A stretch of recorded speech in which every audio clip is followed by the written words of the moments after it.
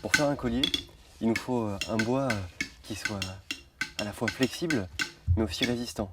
Alors flexible pour créer l'objet, pour lui donner sa forme initiale, mais aussi flexible dans le temps pour qu'on puisse l'enlever et le remettre à sa guise.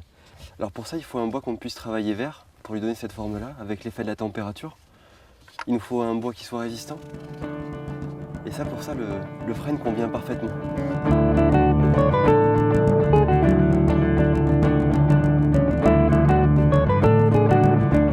Quand on regarde l'objet, on s'aperçoit que c'est une seule planche qui a été travaillée, avec près 1 cm d'épais.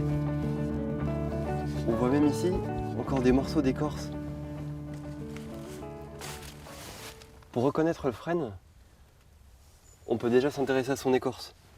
Bon, là devant nous, on a un sujet qui est adulte, qui a plus de 40 ans certainement, et on va s'apercevoir que sur son écorce, il y a des fentes verticales comme ça qui sont tout le long du tronc. Par contre, sur des sujets plus jeunes, dans son jeune âge, le frêne, il a une écorce lisse, vraiment très lisse, qui est très différente. On pourrait presque penser que ce sont deux arbres différents. Il y a quelque chose de caractéristique pour le frêne, surtout pour le reconnaître en hiver, ce sont ses bourgeons.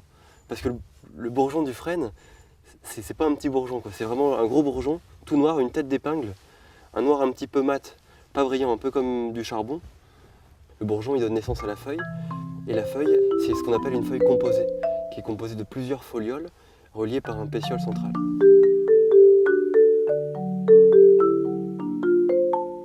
Quand toutes les conditions sont réunies, le frêne peut mesurer jusqu'à 35 à 40 mètres de haut. Il a un port rectiligne, et son houppier, la partie aérienne, là où il y a ses branchages, sont souvent assez légères. Le frêne, il adore l'eau. Du coup, on va le retrouver souvent près des rivières, dans un milieu qui s'appelle la ripisylve. Souvent en mélange avec un autre arbre, c'est l'aulne. L'aulne glutineux ou vergne. On retrouve aussi le frêne dans les haies. C'est une essence qu'adore les bocages. Et notamment, ses feuilles sont utilisées comme fourrage pour les animaux. On apprécie le frêne dans la menuiserie et l'ébénisterie. On s'en sert notamment dans l'ameublement, mais aussi pour réaliser des escaliers ou des parquets.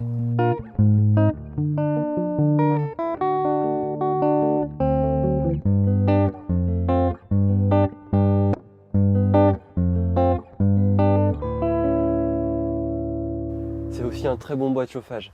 Il brûle pratiquement vert. Ensuite, en pharmacopée, on va utiliser ses bourgeons, ses feuilles, son écorce et même ses fruits.